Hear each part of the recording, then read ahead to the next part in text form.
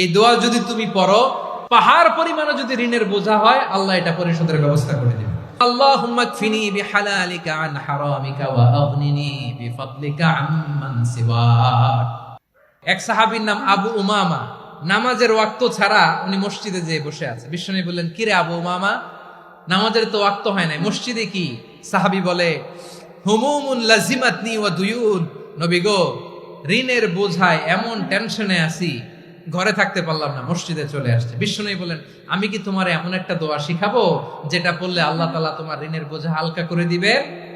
আবু উমামা বললেন, ইয়া রাসূলুল্লাহ, অবশ্যই শিখাবেন। বিশ্বনবী বললেন, তাহলে তুমি পড়বা, আল্লাহুম্মা ইন্নী আউযু বিকা মিনাল হাম্মি ওয়াল হাযান ওয়া আউযু বিকা মিনাল জুবনি ওয়াল বুখল ওয়া আউযু বিকা মিন গালাবাতিদ দাইনি ওয়া কাহরির রিজাল।